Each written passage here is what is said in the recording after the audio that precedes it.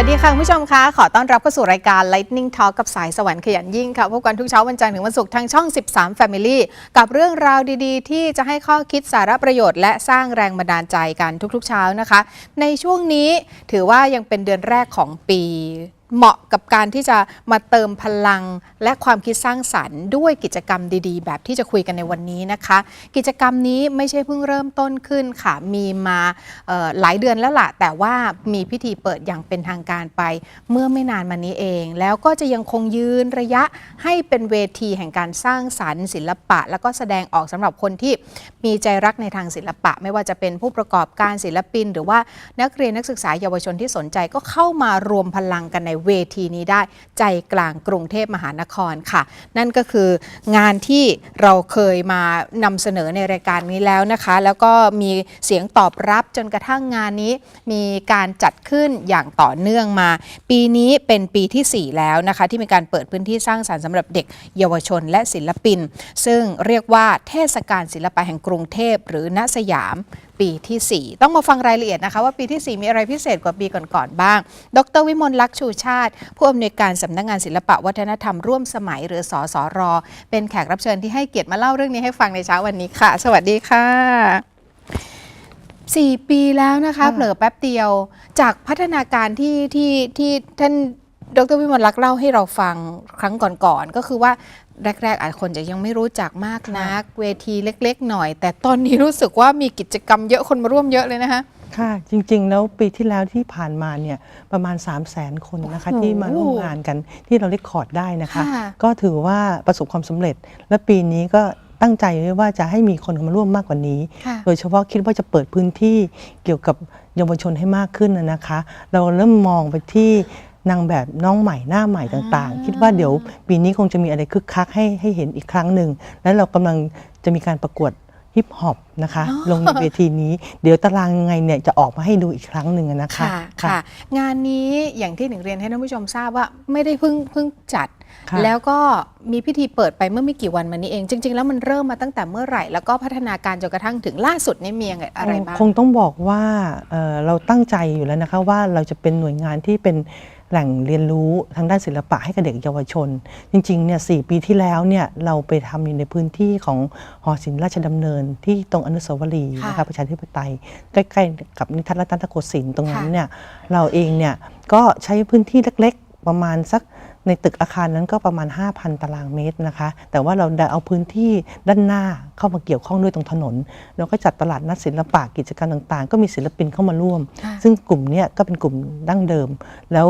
ก็ดึงน้องๆเยาวชนเข้ามาทำกิจกรรมร่วมกันผลปรากฏเสียงตอบรับดีขึ้นนะคะอยากจะให้จัดอีกทีนี้ท่านรัฐมนตรีเองก็มีการเจรจากับทางจุฬาลงกรณ์มหาวิทยาลัยเขาก็ยกพื้นที่ซอย 5ให้แล้วก็สยามสแควร์วันตรงชั้นที่ด้านบนนะคะชั้น LG ซึ่งตรงนั้นน่ะมันก็เป็นพื้นที่สำหรับที่เราทำการสาธิตได้แล้วก็ในซอย 5เนี่ยพื้นที่ตลอดเส้นทางเนี่ยก็จะเป็นที่สำหรับให้ศิลปินแล้วก็คนที่รักงานศิลปะมาเปิดบูธขายของกันนะคะเราเน้นคนที่สนใจในเรื่องศิลปะแล้วก็เป็นกลุ่มหน้าใหม่ที่อยากจะมาประกอบอาชีพทางด้านนี้นะคะก็มีอยู่ประมาณ70 ล้านค่ะจากย่านราชดำเนินมาเป็นสยามสแควร์ซอย 5เนี่ยกลุ่มเป้าหมายหรือคนที่เข้ามาร่วมงานเห็นไหมคะว่าแตกต่างไปจากเดิมค่ะมันเยอะขึ้นก็ตรงที่ว่ากลุ่มที่สยามเนี่ยจะเป็นวัยรุ่นเยอะขึ้นวัยรุ่นค่ะวัยรุ่นเยอะขึ้นนักเรียนนักศึกษานักเรียนที่มาเรียนมาติวมาเรียนกวดวิชาก็มีนะคะบางคนก็มาคุณแม่มาส่งคุณลูกเข้าไปเรียนกวดวิชาคุณแม่เดินคุณแม่มาช้อปปิ้งเสร็จแล้วก็ไปอบรมไปทำสาธิตทำตุ๊กตาบางเวิร์กช็อปต่างๆค่ะอันนี้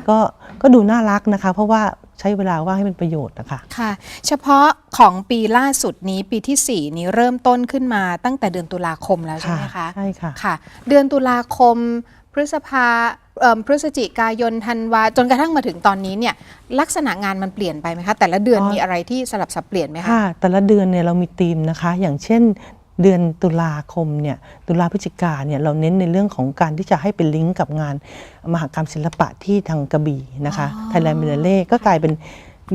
สุดขอบฟ้าดินแดนมหัศจรรย์ตรงนั้นเนี่ยเราก็จะมีกิจกรรมที่เอางานของภาคใต้เข้ามาแสดง ไม่ว่าจะเป็นน้องๆที่มาจากทางภาคใต้เอง หรือว่าของต่างๆที่มาอย่างเนี้ยค่ะอันนี้เตยปาหนันนะคะเนี่ยที่ทางภาคใต้เขาเอามาขายที่นี่นะคะและอย่างผ้าบาติกเนี่ยก็เป็นผ้าบาติกที่ทำจากชุมชนเองนะคะชุมชนเองก็จะมีการออกลายใหม่ๆขึ้นมาแล้วก็มีการพัฒนาลายขึ้นมาพัฒนาสีพัฒนาลายอย่างเช่นอันนี้ก็เหมือนกันนะคะราคาสิ่งที่สำคัญก็คือว่าราคาต่างๆที่ได้มาเนี่ยสูงขึ้นจากเดิมนะ299ก็ขึ้นมาเป็น400แล้วบางชิ้นเนี่ยลายใหม่ๆอย่างลายปากการังพอดีวันนี้ไม่ได้เอามานะคะขายได้ล่าสุดคือ 2,000 บาทค่ะต่อผืนหนึ่งค่ะเพิ่มมูลค่าให้กับสินค้าซึ่งเป็นหัตถกรรมท้องถิ่นได้อย่างดีเลยไอ้อย่างตุลาไปให้สอดคล้องกับThailand Biennale ที่กระบี่เพราะพฤศจิกาก็ต้องเปลี่ยนธีมไปอีกใช่ไหมคะก็พฤศจิกาตุลาพฤศจิกาเนี่ยใช้ธีมเดียวกันนะคะเพราะว่า Thailand Biennale จริงๆแล้วถึงกุมภาตอนแรกเรากะว่าจะให้มาถึงกุมภาแต่ว่าไม่ได้ละ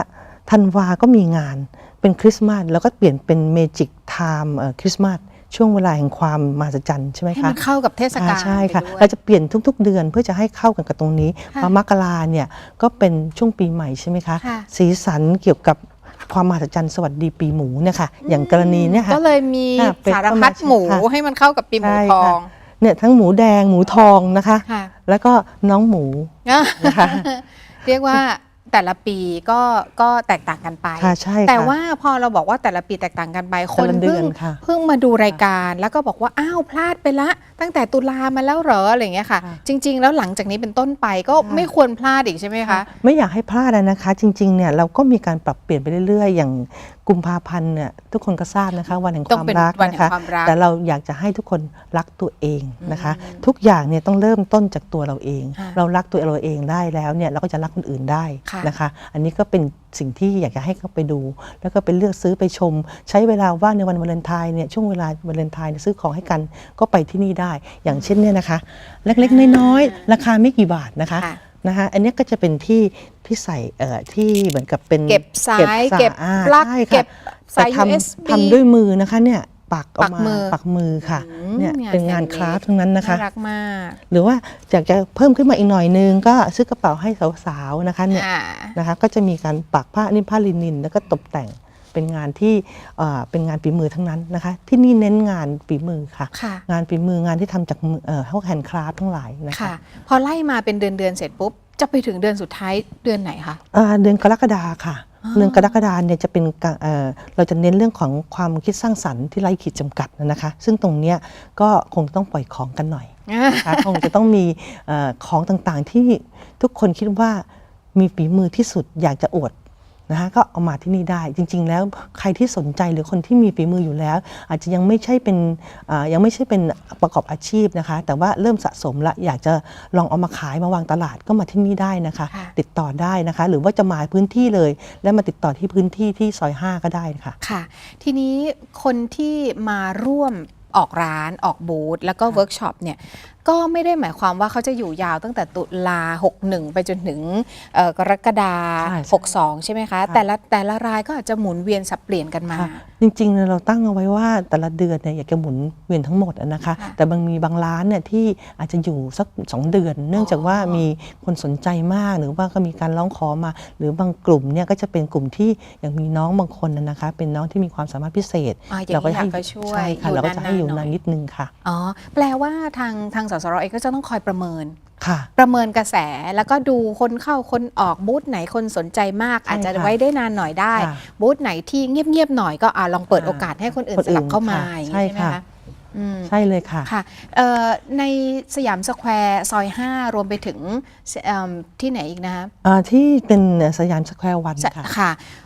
ถ้าเกิดว่าเราไปเริ่มต้นเราควรจะเริ่มต้นจากโซนไหนไปโซนไหนถึงจะได้แบบเต็มอิ่มหรือว่าตามผังที่ได้ออกแบบไว้จริงๆอะคะหรือว่าไปตรงไหนก็ได้ทุกจุดเลยจริงๆพอเข้ามาถึงที่สยามสแควร์ซอย5นะคะก็จะเห็นแล้วล่ะเรามีสัญลักษณ์ประตูทางเข้าแล้วก็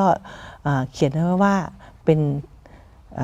บัฟนะ ค่ะ ตัวย่อก็คือ BAF นะคะ ค่ะ หรือเทศกาลศิลปะแห่งกรุงเทพเนี่ยค่ะเราก็จะมองเห็นแล้วล่ะพอเดินเข้าไปผ่านประตูนี้ซึ่งเป็นประตู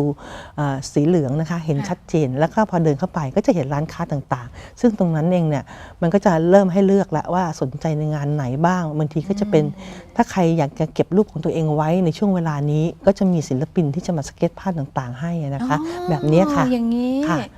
นี่ก็คือไปในงานนะคะ ค่ะ ให้ไปเจอบูธที่วาดภาพสดอย่างนี้ก็นั่งให้เป็นแบบให้เขาวาดได้เลย ใช่ค่ะ อ๋อ แป๊บ ค่ะ เดียวค่ะไม่นานค่ะ20 นาทีก็เสร็จแล้วค่ะ แต่ว่าก็มีค่าใช้จ่าย ค่ะ ก็แล้วแต่ ก็เป็นการช่วยเหลือศิลปินนะคะ ค่ะ ก็ถ้าเกิดไปอยู่เมืองนอกก็จะแพงกว่านี้ แต่ที่เมืองไทยเนี่ยเราก็ราคาแบบคนไทยๆนะคะ อยากจะเน้นในเรื่องเหล่านี้ค่ะ ค่ะ เพราะฉะนั้นในแต่ละโซน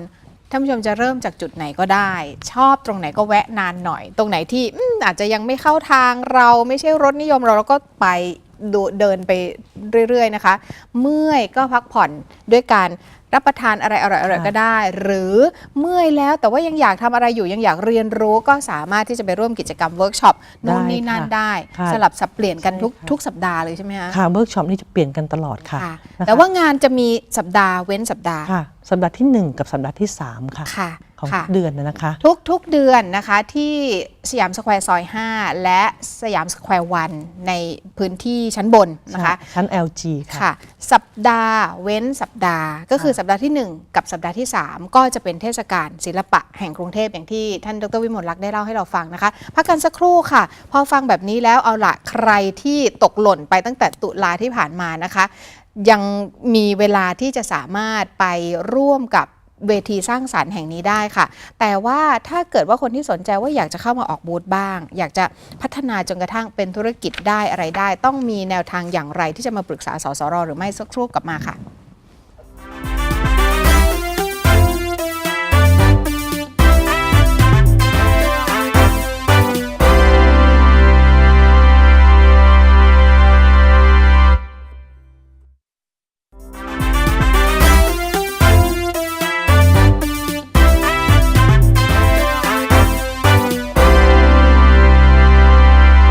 กลับเข้าสู่ช่วงที่ 2 ของ Lightning Talk กับสายสวรรค์ขยันยิ่งนะคะ ยังคงอยู่กับดร.วิมลลักษณ์ชูชาติผู้อำนวยการสำนักงานศิลปวัฒนธรรมร่วมสมัยหรือสสร.ที่ท่านมาบอกเล่าพวกเราถึงเทศกาลดีๆนะคะก็คือเทศกาลศิลปะแห่งกรุงเทพซึ่งปีนี้จัดขึ้นเป็นปีที่ 4 แล้วที่บริเวณสยามสแควร์ซอย 5 แล้วก็ที่สยามสแควร์วันชั้น LG นะคะจัดขึ้นตั้งแต่เดือนตุลาคมปี 2561 แล้วก็ระหว่างนี้ก็ยังจัดอยู่แล้วก็เรื่อยไปจนถึงกรกฎาคม 2562 เดือนหนึ่งก็คือจัดเฉพาะเสาร์อาทิตย์นะคะสัปดาห์ที่ 1 กับสัปดาห์ที่ 3 แบ่งเป็น 3 โซนโซนที่ 1 เป็นตลาดนัดศิลปะร่วมสมัยโซนที่ 2 เป็นการเวิร์กช็อปสาธิตการประดิษฐ์ผลงาน DIY ต่างๆ และโซนที่ 3 ก็เป็นเวทีการแสดงทางวัฒนธรรมไทยวัฒนธรรมร่วมสมัยการแสดงดนตรี แล้วก็มีประเทศเพื่อนบ้านก็อาจจะสลับสับเปลี่ยนกันมาแสดงด้วยนะคะเมื่อสักครู่พูดถึงเรื่องของข้าวของนี่มาดูตรงนี้นิดนึงค่ะท่านดร.วิมลลักษณ์เนี่ยหยิบมาฝากด้วยอย่างนี้ก็เป็นหนึ่งในสินค้าของงานนี้เหมือนกันใช่ไหมคะอันนี้สมุดบันทึกสวยๆแต่ว่าทำเอง เพราะฉะนั้นเนี่ยนะคะเย็บมือเข้าเล่มมีสันเป็นไหมพรมน่ารักมากๆนะคะอย่างเงี้ยเป็นต้นอันนี้สาธิตไปแล้วเมื่อสักครู่ก็เป็นสายเก็บสาย USB สายหูฟังสายปลั๊กพ่วงอะไรต่างๆก็แล้วแต่นะคะน่ารักมากๆอันนี้อะไรคะเนี่ย นี่กระเป๋าเตยปาหนันค่ะ เตยปาหนันจากทางใต้นะคะอย่างที่ท่านดร.เล่าให้ฟังเมื่อสักครู่นี้นี่ก็เช่นเดียวกันก็สุดแท้แต่ว่าจะดีไซน์ออกมาเป็นลักษณะอะไรนะคะเป็นกระเป๋าแบบนี้ก็ได้หรือเป็นลักษณะเป็นคลัชนะคะกระเป๋าถือผู้หญิงสวยๆนะคะทางนู้นได้ดูตัวอย่างไปบ้าง อัน แล้ว นี้ค่ะอันนี้ข อันนี้ภูมิใจนำเสนอค่ะ อันนี้มาจากกระเป๋ารีไซเคิลกระส กระ อบ สอบค่ะ ที่เราไม่ได้ใช้กันนะคะเขาก็เอามาดัดแปลงแล้วก็มาทำสวยๆเก๋ๆนะคะอันนี้ขายดี แล้วก็ นะคะเนี่ยค่ะ เอามีหนังเข้าไป นี่ขายดี แล้วก็เป็นยุคที่คนพยายามจะลดถุงลดอะไรต่าง ค่ะ ๆด้วยนะคะถุงพลาสติก ค่ะ ซึ่งเป็นขยะเนี่ยก็หันมาใช้ถุงผ้ากันเยอะกระสอบก็เป็นอีกตัวเลือกหนึ่งทางนี้ก็น่ารักค่ะอันนุนเท่อันนี้หวานนุนเท่อันนี้หวานนะคะอย่างนี้ไม่แน่ใจใบละเท่าไหร่750ค่ะขายกันออกทีวี 750นะคะใบนี้นะคะก็เป็นงานฝีมือให้ในเรื่องของความคิดสร้างสรรค์ แล้วก็ในแง่ของการ ลดโลกร้อนซะด้วยนะคะ แล้วก็มีหมอนมีหมูมีอะไรต่างๆ อันนี้ใกล้ตรุษจีนแล้วนะคะ ทำมือ เนี่ยเขาก็เลยมีของ ค่ะ นี่ขายค่ะเป็นตัวมังกรนะคะ น่ารักมากค่ะ อันนี้ก็คือในส่วนของคนที่มาเอางานฝีมือของตัวเองมาออกบูธซึ่งคือหนิงเข้าใจว่ามันต้องคัดเหมือนกันใช่ไหมคะ ใช่ค่ะ คงจะสมัครเข้ามาเยอะว่าอยากจะออกบูธเยอะ ทุกเดือนนะคะเราจะมีคณะกรรมการคัดเลือกนะคะ ทั้งการแสดงทั้งของที่ออกร้านต่างๆ เกณฑ์คืออะไรคะ เกณฑ์ต้องเป็นงานฝีมือค่ะต้องเป็นงานทางด้านศิลปะนะคะ ดูแล้วต้องเป็นงานศิลปะ ค่ะ ดูแล้วเป็นงานทำมือซะเยอะ ค่ะ งานที่ใช้ความคิดสร้างสรรค์เยอะ ค่ะ เพราะว่าเราส่งเสริมเรื่องนี้โดยตรง ใช่ค่ะ เพราะฉะนั้นใครที่อยู่ในข่ายนี้นะคะ ท่านทำอะไรอยู่ขายทาง IG อะไรต่างๆ ก็มาโชว์ของให้คนได้เห็นได้หยิบ ใช่ค่ะ ได้จับก็ได้ ก็มีหลายร้านนะคะที่มาแล้วเนี่ยก็จะมีคนมาสั่งออเดอร์ไป ซึ่งเขาจะเวียนมาแบบเดือนหนึ่ง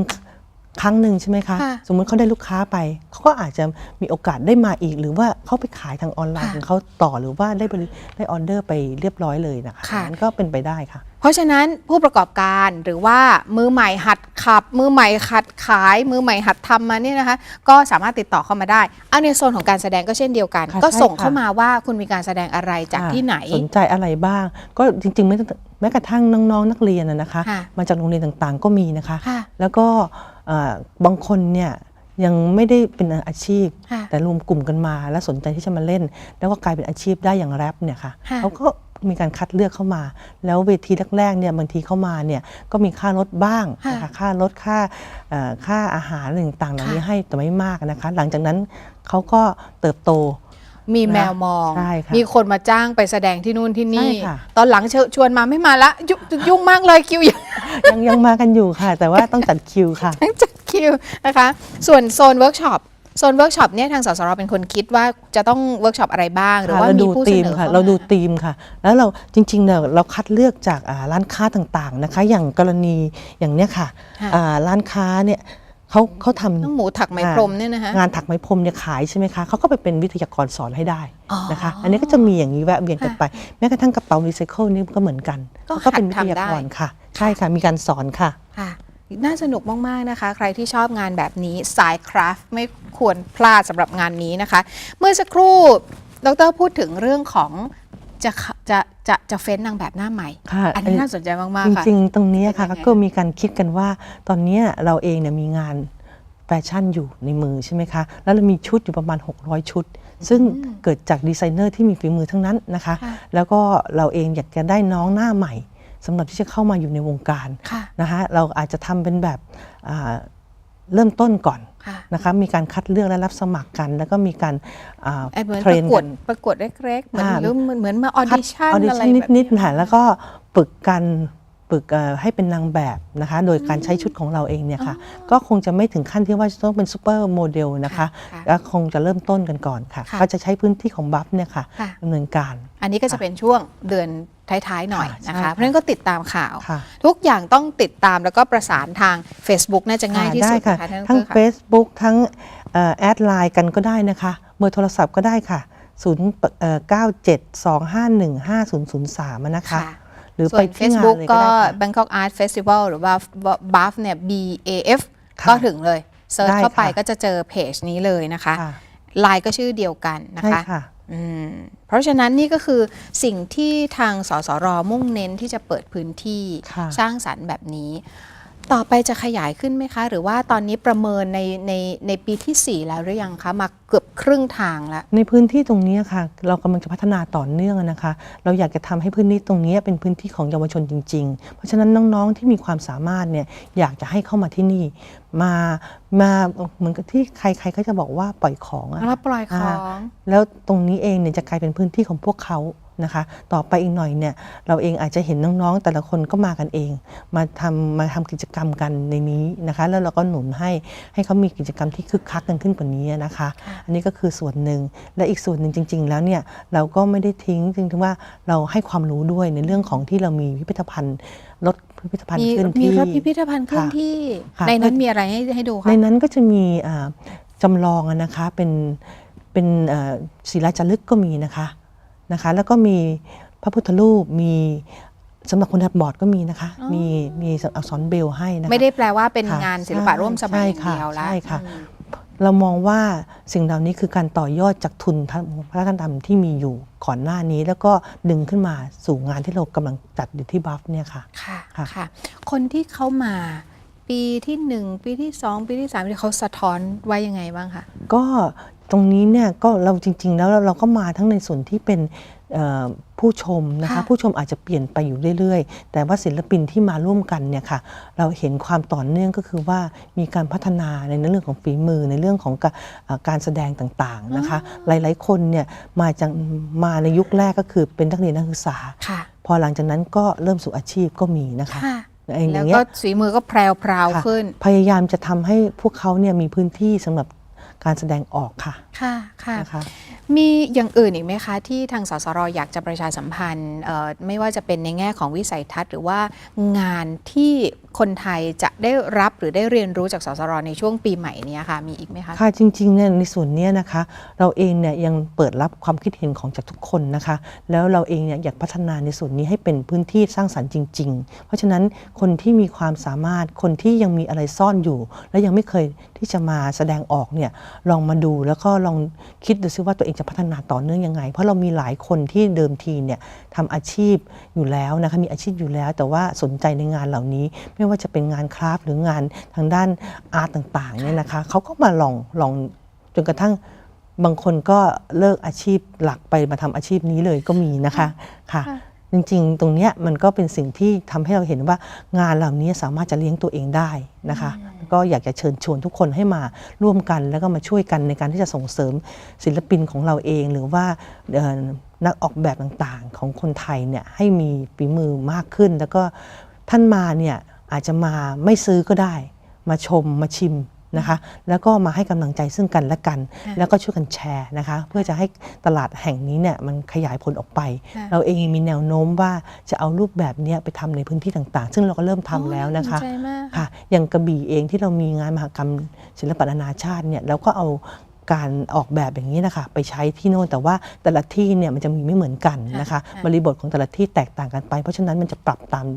ามลักษณะของพื้นที่ค่ะ ค่ะ นะ ค่ะ คะ คืออย่างในหลาย ๆ จังหวัดตอนนี้เขาก็นิยมทำถนนคนเดินหรืออะไรต่าง ค่ะ ๆ แบบนี้อยู่แล้วนะคะ ใช่ค่ะ เพราะฉะนั้นเนี่ยพอเอาเป็นถนนคนเดินแต่เป็นศิลปะเข้าไปจับมันก็ ค่ะ อาจจะเปิดตลาดแล้วก็เปิดเวทีให้กับคนที่อยู่ทุกจังหวัดทั่วประเทศ ให้ ค่ะ มีพื้นที่ปล่อยของแบบคนกรุงเทพที่ได้ปล่อยของ อยาก ที่ ให้เป็น เทศกาลนี้ ค่ะ บ้างค่ะ อืม วันนี้ต้องขอบพระคุณท่านดร.วิมลลักษณ์มาก ๆ นะคะ ที่มาเล่าเรื่องราว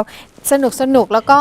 อยากจะให้คุณผู้ชมที่สะดวกในการที่จะไปร่วมอย่างที่ท่านบอกนะคะ ทั้งชมทั้งชิม แชะด้วยค่ะ ถ่ายรูปนะคะ แล้วก็ช่วยกันแชร์ช็อปไม่ช็อปเนี่ยสุดแท้แต่ตามอัธยาศัย แต่ว่าเป็นพื้นที่ของการแสดงออกถึงความสามารถทักษะแล้วก็ความคิดสร้างสรรค์อย่างแท้จริงเลยนะคะ แล้วก็ต่อเนื่องมาเป็นปีที่ 4 แล้วต้องให้กำลังใจกันค่ะ วันนี้ดร.วิมลลักษณ์ชูชาติและดิฉันลาไปก่อนนะคะ สวัสดีค่ะ